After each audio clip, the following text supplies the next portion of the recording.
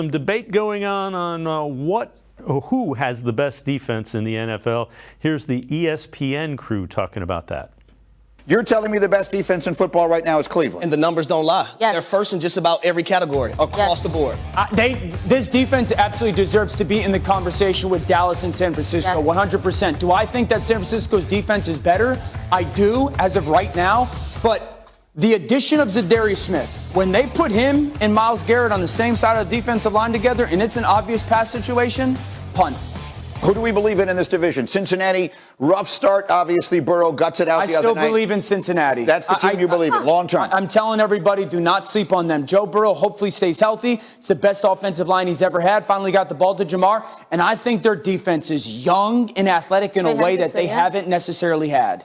I'm going to go Ravens if they can stay healthy. That's the thing. You just told us you thought they were the best defense in ball. So I'll agree with Harry. Ravens were my preseason Super Bowl winner. But the thing I believe most in is this Cleveland defense. All right. She said Cleveland Browns defense at the end of that. So, Tim, I know you've written an article, Fact or Fiction. Do the Browns have the NFL's best defense? Take us through that. Well, I said that, right now, as good as they're playing right now, I say fiction just because of, we really haven't seen them prove it against elite competition.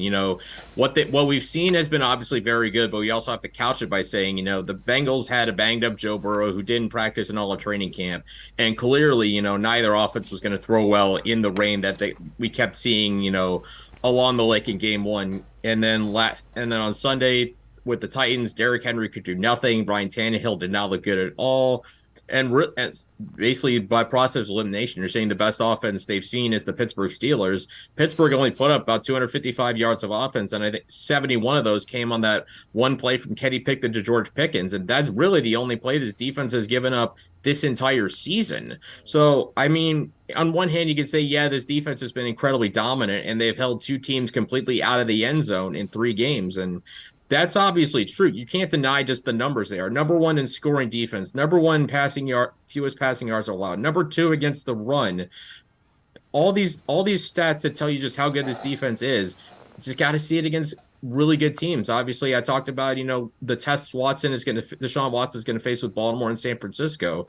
That's what this defense is going to be tested with. Baltimore with Lamar Jackson, easily the best quarterback they've seen all season. September, Lamar Jackson, I've written about before, just how great he is. Not quite the same player in October, but I don't know what kind of difference there is between October 1st and September 30th. Probably not a lot. And then, of course, the 49ers. They're probably the most talented team in the NFL. All those weapons on offense, Christian McCaffrey, Deebo Samuel, George Kittle, that offensive line. Brock Purdy, I think, is very underrated.